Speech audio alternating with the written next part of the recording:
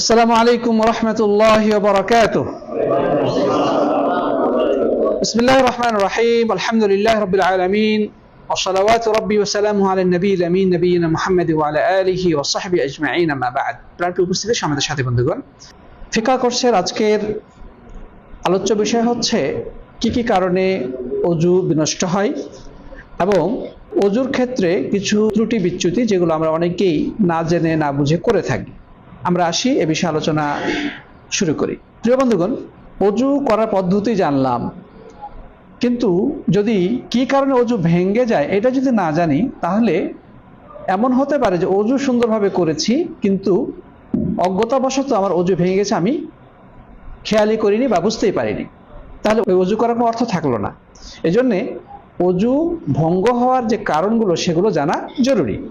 যেভাবে রোজা রাখলে কি কারণে রোজা ভেঙে যায় সেগুলো আমাদের জানা জরুরি। নামাজ পড়া শুরু করলাম, কি কারণে নামাজ ভেঙে যায় সেগুলো জানা জরুরি। একজন মুসলিম কি কারণে তার ইসলাম ভেঙে যায়, ইসলাম থেকে কি কারণে বের হয়ে যায়, মুরতাদ হয়ে যায়, সেগুলো সম্পর্কে আমাদের জানা জরুরি। তার মানে আমাদেরকে নেগেটিভ এবং পজিটিভ উভয়টাই জানতে হবে। ফুকাহে কেরাম ওযু ভঙ্গের 4টি কারণ উল্লেখ করেছেন। 1 নম্বর হচ্ছে পেশাব বা পায়খানার রাস্তা দিয়ে কোনো কিছু বের হওয়া, যেমন পেশাব, পায়খানা, বায়ু, কৃমি, রক্ত, পুজ ইত্যাদি।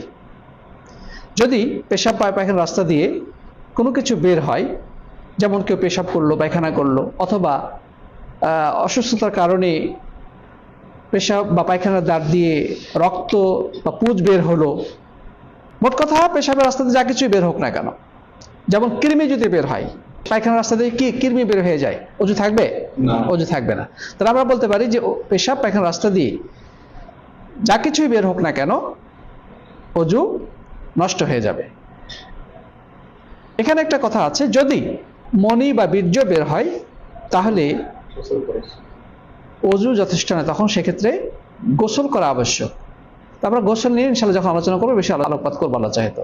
তাহলে মনি বা বীর্য ব্যতিরিকে যদি পেশাবের রাস্তা দিয়ে পেশাব বের হয়, অথবা স্বামী স্ত্রী মিলনের পূর্বে স্বামী স্ত্রীর শৃঙ্গারের কারণে অথবা যৌন চিন্তার কারণে গোপনাঙ্গ দিয়ে আঠালো তরল পানি জাতীয় কিছু বের হয়, তবে এটা দ্বারা কি হয়ে যাবে, ওযু নষ্ট হয়ে যাবে। কিছু মানুষের সমস্যাও থাকে যাদের অতিরিক্ত এই জিনিসটা বের হয়, যেমন আলী রাদিয়াল্লাহু আনহু বর্ণিত আছে, তিনি বলছেন যে কুনতু রাজুলান মাযযাআন, আমার প্রচুর পরিমাণ এই মাজি বের হতো। তো আমি রাসূল সাল্লাল্লাহু আলাইহি ওয়াসাল্লামকে জিজ্ঞাসা করতে লজ্জা পেতাম, কেননা তার কন্যা আমার কাছে ছিল।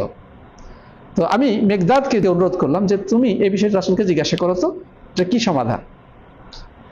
তখন মেকদাদ আল্লাহ নবী সাল্লাল্লাহু আলাইহি ওয়াসাল্লামের কাছে জিজ্ঞাসা করলেন, তখন তিনি বললেন যে এই ক্ষেত্রে করণীয় হচ্ছে সে লজ্জাস্থান এবং অন্ডকোষ সহকারে ধৌত করে নেবে, লজ্জাস্থান এবং অন্ডকোষ সহকারে ধৌত করে নেবে, এরপরে পুনরায় কি করবে, ওযু করবে। অর্থাৎ আলী রাদিয়াল্লাহু আনহু নিজেকে হাইড রেখে তিনি মেকদাদের মাধ্যমে প্রিয় নবী সাল্লাল্লাহু আলাইহি ওয়াসাল্লামের কাছে এই বিষয়টা জেনে নিলেন। তো এখান থেকে জি হ্যাঁ, তার মানে এই জিনিসটা নাপাক, এই জিনিসটা কি নাপাক, কাপড়ে লাগলে কাপড় নাপাক হয়ে যাবে, যে জায়গাটাই ওই জিনিসটা লেগেছে, ওই পানিটা লেগেছে, ওই জায়গাটা অবশ্যই ধৌত করতে হবে। তো প্রিয় বন্ধুগণ, আলী রাদিয়াল্লাহু আনহু হাদিস থেকে আমরা আরেকটা জিনিস জানতে পারি, সেটা হচ্ছে যে দ্বীনি বিষয়ে অনেক সময় লজ্জাবোধ হতে পারে। তো সেক্ষেত্রে লজ্জা যেন এলেম অর্জনে বাধা না হয়, লজ্জা যেন এলেম অর্জনের ক্ষেত্রে বাধা সৃষ্টি না করে। নিজে যদি সরাসরি প্রশ্ন করতে লজ্জা পাই, তাহলে কারো মাধ্যমে হলেও আমাদের জেনে নেওয়া উচিত। প্রিয় বন্ধুগণ, আমরা সামনে চলি, 3য় পয়েন্টে আমরা চলে যাই। যে সমস্ত কারণে ওযু ভেঙে যায় তার মধ্যে আরেকটি কারণ হচ্ছে কাপড়বিহীন বা আবরণবিহীনভাবে লজ্জাস্থান স্পর্শ করা। কাপড়বিহীনভাবে অর্থাৎ সরাসরি কোনো পর্দার অন্তরাল ছাড়া যদি কেউ নিজের লজ্জাস্থান অথবা অন্যের লজ্জাস্থান স্পর্শ করে, যেমন স্বামী স্ত্রী, অথবা বাচ্চাদেরকে গোসল করানোর জন্য মা যদি বাচ্চার লজ্জাস্থান স্পর্শ করে, তবে অধিক বিশুদ্ধ মতে ওযু নষ্ট হয়ে যাবে। যদিও এই বিষয়টা নিয়ে ওলামাদের মাঝে কিছুটা দ্বিমত রয়েছে।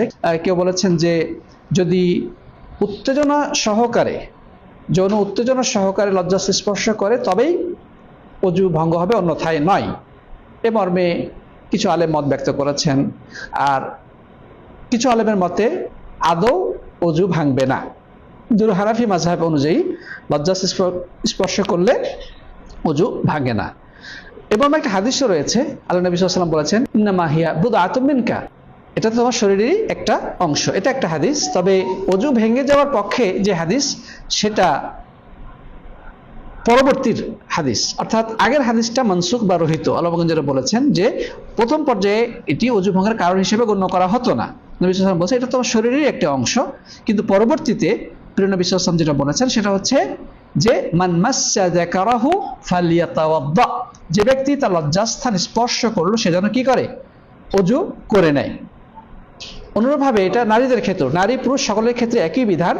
যদি সে নিজের কিংবা অন্যের লজ্জাস্থান স্পর্শ করে কাপড়বিহীনভাবে, পর্দার অন্তরাল ছাড়া সরাসরি, তবে অজু ভেঙে যাবে। এটাই হচ্ছে এই ক্ষেত্রে অধিক বিশুদ্ধ মত। তো প্রিয় বন্ধুগণ, যদিও আমরা বলেছি এর মধ্যে দ্বিমত রয়েছে, তবে দ্বিমতের ক্ষেত্রে আমাদের করণীয়টা কি? ধরেন যে একটা মাসলার ক্ষেত্রে দ্বিমত হয়, কেউ বলছে অজু ভাঙবে, কেউ বলছে ভাঙবে না। অবশ্যই এটা ওলামাগণ দ্বিমত করতেই পারেন, কারণ শরীয়তের মাসাইলের ক্ষেত্রে অনেক কিছু দ্বিমত হয়ে গেছে। তো সেই ক্ষেত্রে একজন সচেতন এবং সতর্ক মুসলিমের করণীয়টা কি? সবচেয়ে সতর্কতামূলক যে মত বা অধিক নিরাপদ যে মত, সেটিকে গ্রহণ, অর্থাৎ অজু করে নেওয়া। যদি আপনি অজু করে নেন তাহলে তার কোনো প্রশ্ন থাকতেছে না। কিন্তু আপনি যদি অজু না করে নামাজ পড়েন ওই অবস্থায়, তাহলে সম্ভাবনা আছে যে হয়তো বা আমার নামাজটা হলো না, বা ওই মাসলাটা সঠিক ছিল যে অজু করে নিতে হতো। সতর্কতামূলক মতটাকে গ্রহণ করাটা একজন সচেতন এবং মুক্তিকামী মুসলিমের জন্য প্রয়োজন। আলেমদের দ্বিমত থাকতেই পারে, তাই বলে আপনি সবসময় খুঁজে খুঁজে যে ছাড় দেওয়া আছে এগুলো গ্রহণ করবেন না। এই হাদিসটি অত্যন্ত সুস্পষ্ট যে মান মাসসা যাকারাহু ফালিয়াতাওয়াদ্দা, যে তার লজ্জাস্থান স্পর্শ করলো সে যেন অজু করে নেয়। অন্য হাদিসে এসে ফারজাহু, মানে কোনো নারী যদি তার লজ্জাস্থান স্পর্শ করে তার ক্ষেত্রে, সেক্ষেত্রেও অজু করে নিতে হবে। ছোট বাচ্চারও যদি কেউ লজ্জাস্থান স্পর্শ করে, তবে তার জন্য আবশ্যক হচ্ছে কি করে নেওয়া, অজু করে নেওয়া। তো প্রিয় বন্ধুগণ, এক্ষেত্রে আমাদের অবশ্যই সতর্ক হওয়া উচিত। যেমন অনেকেই আমরা হয়তো অজু করার পরে বা গোসল করে আসলাম, অজু টজু করে দেখছি আমরা অনেক শরীরে তেল মাখি, তখন অনেকেই সরাসরি লজ্জাস্থান স্পর্শ করে ফেলি। তো এই জায়গাতে আমাদেরকে মনে রাখতে হবে যে এমনটি ঘটলে আপনাকে পুনরায় অজু করতে হবে। পুনরায় কি করতে হবে? অজু করতে হবে। এটাই সবচেয়ে সঠিক এবং অধিক সতর্কতামূলক বক্তব্য। 3 নম্বর কারণ হচ্ছে প্রিয় বন্ধুগণ, যদি ঘুম অথবা অন্য কোনো কারণে কেউ অচেতন হয়ে যায় তাহলে অজু ভঙ্গ হয়ে যাবে। অর্থাৎ আপনি অজু অবস্থায় ছিলেন, তেমন অবস্থায় আপনি ঘুমিয়ে পড়লেন, এমন ঘুম যে একেবারে অচেতন হয়ে গেছেন, এতে কি হয়ে যাবে? অজু নষ্ট হয়ে যাবে। অথবা অজু অবস্থায় ছিলেন, হঠাৎ কোনো কারণে বেহুশ হয়ে গেলেন। মানুষের দুর্ঘটনা ঘটতেই পারে। দুর্ঘটনাবশত যদি দুর্ঘটনাবশত কারণে যদি কি হয়, রোদে প্রচন্ড গরমের কারণে অথবা হঠাৎ কোনো একটা অ্যাক্সিডেন্টে যদি কেউ হুঁশ হারিয়ে ফেলে, বেহুশ হয়ে যায়, তবে অজু থাকবে? অজু থাকবে না, তাকে পুনরায় কি করতে হবে? অজু করতে হবে। প্রিয় বন্ধুগণ, তাহলে আমরা 3টা কারণ পেলাম। চতুর্থ কারণ হচ্ছে গোশত খাওয়া। কিসের গোশত? উটের গোশত। সব গোশত খেলে না, সব গোশত খেলে অজু নষ্ট হয় না, বিশেষ করে উটের গোশত খেলে অজু নষ্ট হয়। প্রিয় বন্ধুগণ, এটিও একটি দ্বিমতপূর্ণ মাসআলা। অনেক আলেমের মতে উটের গোশত অজু ভঙ্গের কারণ নয়। তবে অধিক বিশুদ্ধ মতে এবং হাদিস সম্মত বক্তব্য হচ্ছে বা হাদিস সম্মত ফতোয়া হচ্ছে উটের গোশত খেলে অজু নষ্ট হয়ে যায়। এই মর্মে সহিহ মুসলিমে হাদিস বর্ণিত হয়েছে, এক সাহাবী এসে রাসূল করিম সাল্লাল্লাহু আলাইহি ওয়াসাল্লামকে প্রশ্ন করলেন, ইয়া রাসূলুল্লাহ আনাতাওয়াদ্দাউ মিন লাহমিল গানাম, যে হে নবী, আমরা যদি ছাগলের গোশত খাই তাহলে কি অজু করব? তিনি বললেন যে না। তিনি আবারও প্রশ্ন করলেন, আনাতাওয়াদ্দাউ মিন লাহমিল ইবিল, আমরা কি উটের গোশত খেলে অজু করব? তিনি বললেন যে নাম, হ্যাঁ। তিনি কি বললেন? নাম বা হ্যাঁ। তাহলে প্রশ্ন 2টা, একটা হচ্ছে যে ছাগলের গোশত খেলে অজু করতে হবে কি না, আল্লাহ নবী কেউ নিষেধ করেছে, জানা দরকার নেই। দ্বিতীয় প্রশ্ন করা হলো যে উটের গোশত খেলে অজু করতে হবে কিনা, তিনি কি বললেন? যে হ্যাঁ, অজু করতে হবে। তাহলে এখান থেকে সুস্পষ্ট হয়ে যাচ্ছে যে উটের গোশত খেলে অজু করতে হবে। প্রিয় বন্ধুগণ, এটা অনেকের কাছে হয়তো বা নতুন, বিশেষ করে আরব দেশে যারা আসছেন সতর্ক হতে হবে। কিন্তু অনেকেই জানে না যে উটের গোশত খেলে অজু করতে হয়।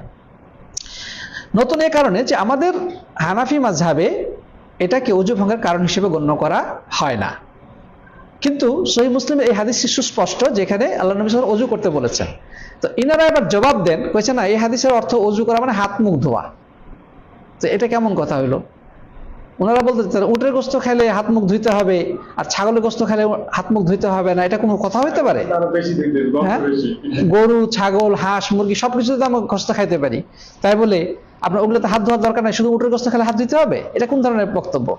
তো এটা একটা যুক্তি, তাদের যুক্তিটা ইসলাম হয় না। তো প্রিয় বন্ধুগণ, আমরা যেটা বলবো যে মতবিরোধ থাকলেও আমরা আগের কথাটা এখানে বলতে চাই যে আপনি ওটা যদি জানতে পারেন যে উটের গোশত, তাহলে আপনি পুনরায় কি করে নেবেন? ওযু করে নেবেন। অনেকে প্রশ্ন করতে পারে যে উটের গোশত খেলে ওযু কেন করতে হবে, কেন করতে হবে, কারণটা কি? দেখেন, আলেমগণ বিভিন্ন মতামত ব্যক্ত করেছেন, তো আমরা সেদিকে যেতে চাই না। আমরা যেটা বলতে চাই যে রাসূল করিম সাল্লাল্লাহু আলাইহি ওয়াসাল্লাম যেটা বলেছেন আমরা বিনা প্রশ্নে নির্দ্বিধায় সেটা মেনে নেব, এর পেছনে কোনো কারণ জানা যাক অথবা না যাক। যদি আমরা অন্যান্য ক্ষেত্রে একই প্রশ্ন করি, সেক্ষেত্রে আমাদের একই উত্তর হবে। বায়ু নির্গত হলে ওযু করতে হবে কেন? বায়ু নির্গত হলে কেন ওযু করার দরকার? পেশাব করলে কেন ওযু করতে হবে? যুক্তি তো বলতেছে যে টয়লেটে যে পেশাবের রাস্তা ধুয়ে আসলে তো হয়ে গেল। আপনাকে হাত মুখ কেন ধুইতে হবে? কুলি কেন করতে হবে? বায়ু নির্গত হলে কেন আপনাকে মাথা মাসাজ করতে হবে, কুলি করতে হবে, হাত পা ধৌত করতে হবে কেন? এটা কি যুক্তি? যুক্তি হচ্ছে দিন ইসলাম হচ্ছে ইত্তিবায়ের নাম, অনুসরণের নাম। রাসূল সাল্লাল্লাহু আলাইহি ওয়াসাল্লাম বলেছেন, দ্যাটস এনাফ, যথেষ্ট। এর কারণ বা এর যৌক্তিকতা আমাদের জানা থাক অথবা নাই থাক। ইসলামে অনেক বিষয়ে আপনি যৌক্তিকতা খুঁজে পাবেন না, কিন্তু ইসলাম যেটা বলেছেন সেটাই হচ্ছে সঠিক। প্রিয় বন্ধুগণ, আমরা 4টা কারণ জানতে পেরেছি ওযু ভঙ্গের কারণ। 1 নম্বর কি? পেশাব বা পায়খানার রাস্তা দিয়ে কোনো কিছু বের হওয়া, যেমন পেশাব, পায়খানা, বায়ু, রক্ত, কৃমি, পুজ ইত্যাদি। 2 নম্বর কারণ হচ্ছে লজ্জাস্থান কাপড়বিহীন ভাবে অর্থাৎ সরাসরি স্পর্শ করা। কাপড়ের উপর দিয়ে স্পর্শ করলে ওযু নষ্ট হবে না। লুঙ্গির উপর দিয়ে কেউ যদি লজ্জা স্পর্শ করে ওযু নষ্ট হবে? হবে না। 3 নম্বর কারণ আমরা যেটা জেনেছি প্রিয় বন্ধুগণ, সেটি হচ্ছে যে ঘুম অথবা কোনো কারণে যদি একেবারে সম্পূর্ণ অচেতন হয়ে যায়, যার কারণে তার হুঁশ ঠিক থাকে না, এতে ওযু নষ্ট হয়ে যাবে। ওযু কি হয়ে যাবে? নষ্ট হয়ে যাবে, ওযু পুনরায় করতে হবে। তবে যদি হালকা ঘুমায়, কেউ যদি হালকা ভাবে ঘুম দেয়, যেটা দ্বারা সে বলা যায় যে খুব গভীর ঘুমে অচেতন হয় নাই, মোটামুটি ঘুম কিন্তু সজাগ আছে, এরকম তো হয় না, আধা ঘুম, তন্দ্রাচ্ছন্ন, তন্দ্রা হলে কি ওযু নষ্ট হবে? হবে না। অনুরূপভাবে বসে বসে কেউ যদি ঘুমায়, তাহলে কি ওযু নষ্ট হবে? না। বসে বসে যদি হালকা ভাবে কেউ ঘুম দেয়, এতে ওযু নষ্ট হবে না। 4 নম্বর কারণ হচ্ছে যে উটের গোশত খাওয়া। তো যদিও উটের গোশত খাওয়া এবং লজ্জাস্থান স্পর্শ করার এই দুইটি বিষয় যদিও আলেমদের মাঝে দ্বিমত রয়েছে, তবে অধিক সতর্কতামূলক ফতোয়া বা মাসআলা হচ্ছে ওযু করে নেবে একজন সতর্ক এবং সচেতন মুসলিম, যেন আল্লাহর কাছে সে জবাবদিহি করতে পারে। প্রিয় বন্ধুগণ, আমরা 4টি কারণ জানতে পেরেছি ওযু ভঙ্গের। আশা করি এগুলো আমাদেরকে আরো সতর্কভাবে চলার ক্ষেত্রে সহায়তা করবে। আল্লাহ তৌফিক দান করুন। আল্লাহুম্মা আমিন।